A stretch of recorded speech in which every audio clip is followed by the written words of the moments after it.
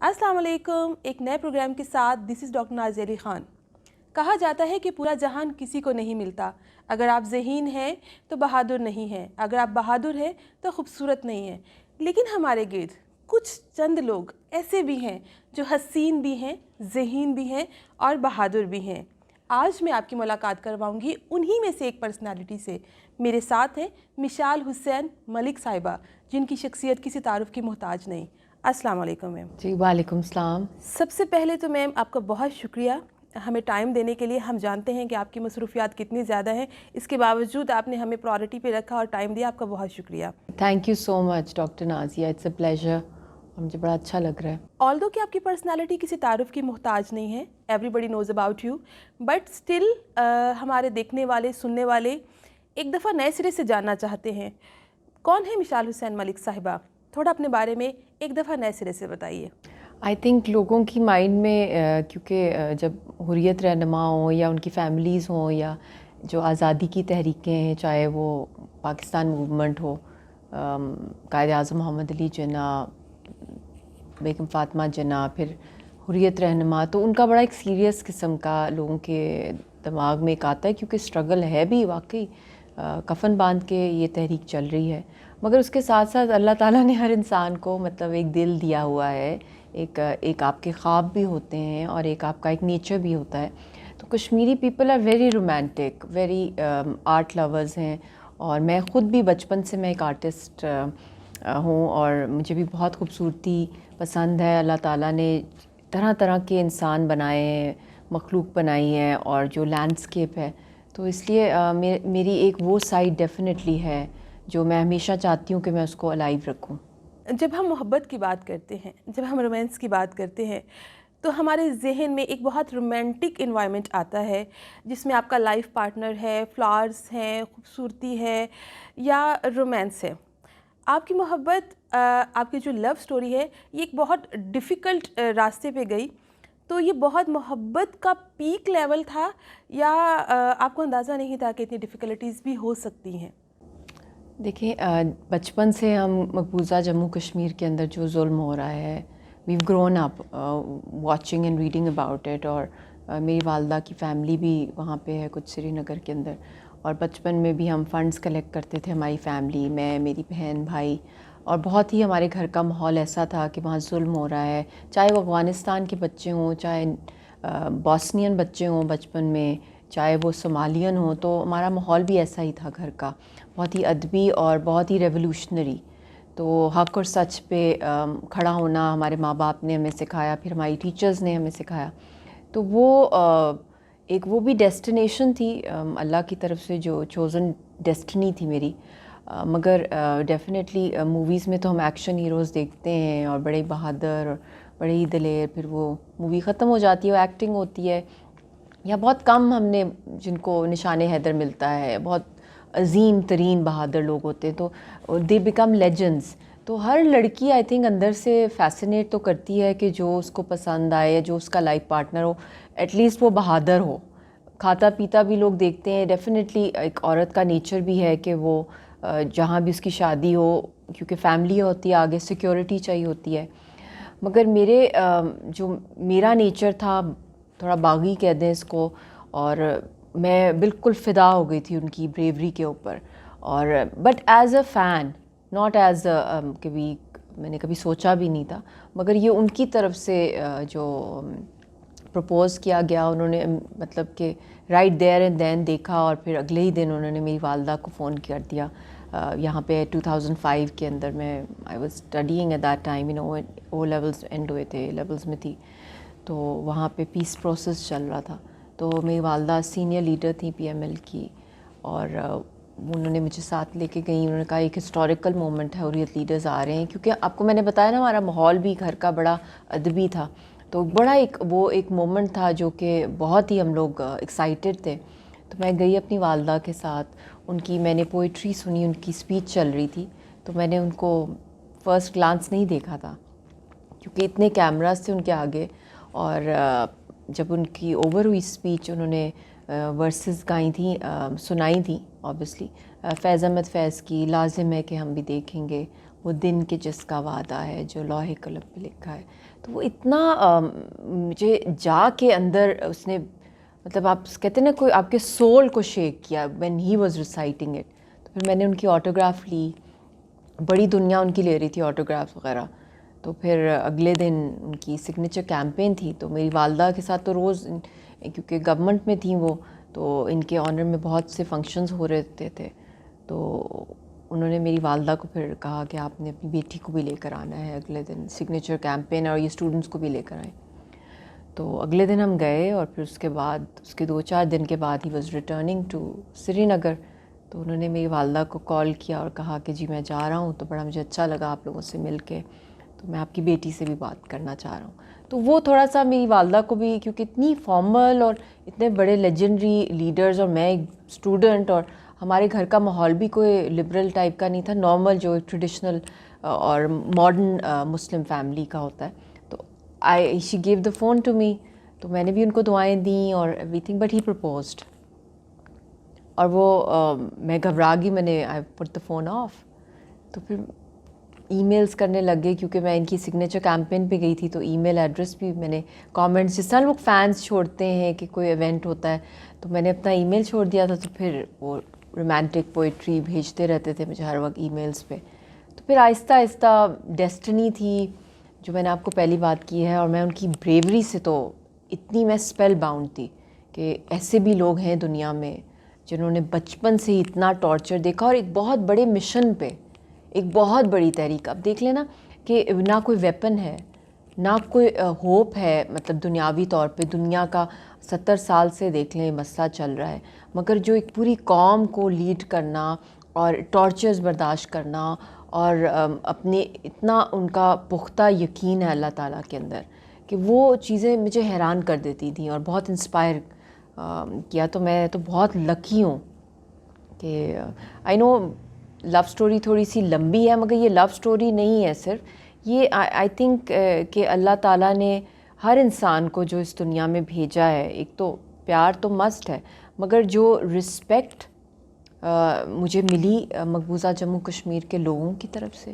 جو ان کا پیار, جو ان کی امیدیں ہیں پاکستان کے ساتھ, تو آئی تھنک وہ اللہ تعالیٰ نے مجھے اس کے لیے ایک ناچیز کو اگر چنا ہے تو میرے کندھوں پہ بہت بھاری ذمہ داری ہے, کیونکہ وہاں ظلم ہو رہا ہے.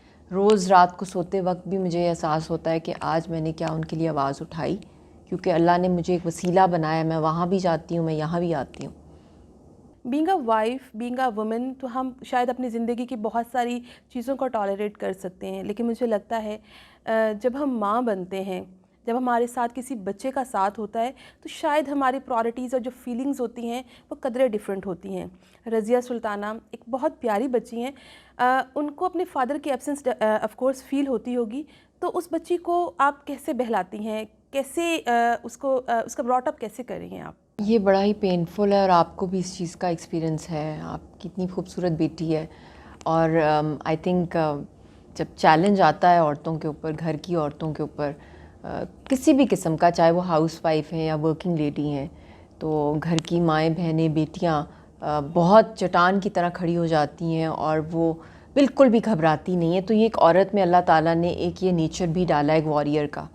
تو میری والدہ کا اس میں بہت بڑا ہاتھ ہے ہمیں سپورٹ دینے کا, اور اسپیشلی رضیہ سلطانہ, وہ تو کہتی ہے میری یہ تیسری بیٹی ہے, تو انہوں نے اس کا سارا پرورش کی ہے. میں خود گھر میں سب سے چھوٹی ہوں, تو ان کی بہت مجھے سپورٹ رہی ہے ہر لحاظ سے, ایموشنلی, فزیکلی, مینٹلی, فائنینشلی. انہوں نے بہت ہمیں بوسٹ دیا, اور جو کانفیڈنس دیا ہے مجھے کہ بھی تم نے روتے دھوتے نہیں رہنا. تمہارے جو خاوند ہیں وہ ایک بہت بڑے ایک تحریک کو لیڈ کریں, اور یہ فخر کی بات ہے کہ انہوں نے کبھی گیو اپ نہیں کیا. اگر وہ جیل میں, ہندوستان کی جیلوں میں ہیں, تو وہ ایک بہت بڑے مقصد کی وجہ سے ہیں, کیونکہ ہندوستان ان کی آواز کو دبانا چاہتا ہے, تو تم نے ان کی آواز بننا ہے. تو اس میں انہوں نے بہت بڑا رول پلے کیا. اور میری بیٹی کا بھی ڈیفینیٹلی یاد آتے ہیں اس کے father. I last my father in 2002. تو ابھی تک مجھے ان کی کمی ہر روز محسوس ہوتی ہے. یہ کیسے رشتے ہیں ماں باپ کے جو کہ اتنے انمول ہیں, اور ایز یو گرو اولڈر تو آپ کو اور بھی ضرورت پڑتی ہے. تو بچی کی جو یہ کھیلنے کودنے کے دن ہیں وہ اپنی ایج سے زیادہ تھوڑی سیریس ہو جاتے ہیں ایسے بچے جن کو یہ کمی ہوتی ہے، جو ان کے برتھ ڈے پارٹیز ہو رہی ہیں، اوروں کے فادرز ہیں، اللہ سب کے والد والدہ کو خیر کرے، مگر وہ گھر آ کے پھر کہتی ہے میرے پاپا نہیں ہوتے، عید ہے، کوئی بھی مطلب کوئی برتھ ڈے پارٹی ہے یا کوئی ویڈنگ اینیورسری ہماری، تو وہ اس کو یہ فیل ہوتا رہتا ہے. But she is growing older, تو اب وہ زیادہ سوال پوچھتی ہے. But I try my best کہ اس کو نا اس کے سامنے میں بلکہ تیار رہوں، فریش رہوں، اور اس کو ذرا جالی باتیں اور خوش رکھنے کی کوشش کرتی ہوں. پاکستان میں، بلکہ میں کہوں گی سب کانٹیننٹ میں، ایک سنگل عورت، ایک سنگل پیرنٹ کا جو امیج ہے وہ تھوڑا اتنا پازیٹیو نہیں ہے. تو تنقید ہوتی ہے آپ پہ، اس تنقید کو کیسے لیتی ہیں؟ اپنی ذاتی زندگی پہ اس کو حاوی ہونے دیتی ہیں یا اس کو اگنور کر دیتی ہیں؟ دیکھیں، مائی فادر ڈائیڈ ان 2002 اور ہماری والدہ بہت ہی ٹاورنگ پرسنالٹی تھی شروع سے، مگر اتنی خوبصورت ان کی میرڈ لائف تھی. تو پاپا چلے گئے تو اس کے بعد ہمارے کافی پراپرٹی کے ایشوز بنے اور کورٹ کیسز لڑے، اور ہم سب اس وقت چھوٹے چھوٹے تھے. پھر ہمیں پڑھانا، پھر اس کے بعد کورٹس میں بھی جانا، پھر ان کا پولیٹیکل کریئر تھا، اور پھر اس کے بعد کیا نام ہے، شادیاں کرانا بچوں کی. تو ان میں یہ چیز میں نے دیکھی، اور انہی سے میں نے بلکہ یہ سیکھا ہے کہ کب تک بندہ روتا رہے. انہوں نے رو کے بھی دیکھا، اور پھر اس کے بعد جب وہ کھڑی ہوئی انہوں نے کہا میرے پہ ذمہ داری ہے، I am practically mother and father both. تو یہ اصل میں سب کانٹیننٹ کے اندر نا ہمارے، حالانکہ ہمارے اسلام میں ایسا بالکل بھی نہیں ہے. کانسیپٹس ہیں ٹیبو کے جو یہاں پہ آ گئے، کیونکہ 3 دن سے زیادہ اس طرح سوگ منانا تو ہمارا ہے ہی نہیں. ویسے اگر ہمت کرنی ہے، ہم نے اللہ میں یقین رکھنا ہے، تو یہ تو چیزیں چلتی رہتی ہیں. ان کا اگر کوئی آج کی عورت اگر وہ دیکھ لے اپنی رول ماڈلز جو ہماری اسلام میں، حضرت خدیجہ اتنی بڑی بزنس وومن تھیں، اور ان کی لائف میں جو مسہپس ہوئے تھے، اور پھر حضور پاک صلی اللہ علیہ وسلم ان سے کتنے چھوٹے تھے اور انہوں نے خود پروپوز کیا. تو یہ آج کل کے دور میں اگر اس طرح کوئی لیڈی کرے تو یہی لوگ اٹھ کے کہیں گے ہاں جی اپنے ایک چھوٹے سے لڑکے کو پروپوز کر دیا، اور پہلے کی سنگل یا وڈو تھیں یا جو بھی تھیں، اور بڑا پیسہ ہے، یہ ہے وہ، اس طرح کی. یہ وہیں کی سب کانٹیننٹ کی جو ان کی جو آپ سمجھ لیں جو ریلیجس ٹریڈیشنز ہیں پرانے ان کے، ہندوازم کے اندر بھی اور دوسرے. حالانکہ اب وہاں بھی آپ دیکھ لیں ہندو عورتیں جو ہیں وہ اس کے اگینسٹ جو ہیں کھڑی ہو رہی ہیں اور اپنے رائٹس کے لیے. اور اسلام نے کب کتنے 1000 سال پہلے، 1500 سال پہلے جو ہمیں رائٹس دیے. تو ہم بڑی خوش قسمت ہیں. تو ہم نے اس اسپرٹ کو دیکھنا ہے، ہم نے یہ نہیں دیکھنا کہ کون ہمیں کیا کہہ رہا ہے. ہم نے ایک ہی دن مرنا ہے، اور یہ میری والدہ نے بھی کہا ہے ایک ہی دن مرنا ہے. اور اس کے اوپر اور دشمن خوش ہوتے ہیں، اسپیشلی مودی کا بات ہو یا جو بھی جو ظلم کر رہے ہیں کشمیریوں کے اوپر. تو یاسین نے بھی بڑا مائنڈ انہوں نے کیا. 1-2 دفعہ ٹی وی کے انٹرویو کے دوران مجھے خبر آئی فون پہ کہ وہ سیمی کوما میں چلے گئے، ان پہ زہریلا انجیکشن. تو میں رو پڑی تھی.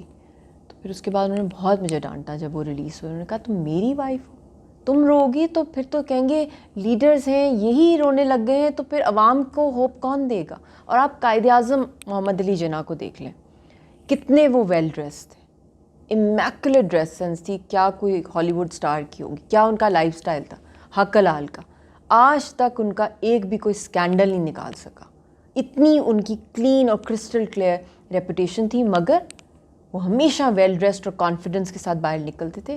آپ ایک ہارے ہوئے منہ کے ساتھ یا ایک آرمی چیف کو اگر آپ وہ کوئی اور کپڑے پہن لے، دشمن کی آرمی کھڑی ہو اور اس کے اندر وہ باڈی لینگویج ہی اس کی اتنی سوئی ہوئی ہو یا وہ گھبرایا ہو، تو پھر تو آپ نے آدھی تو نروز کی بیٹل ہار لی.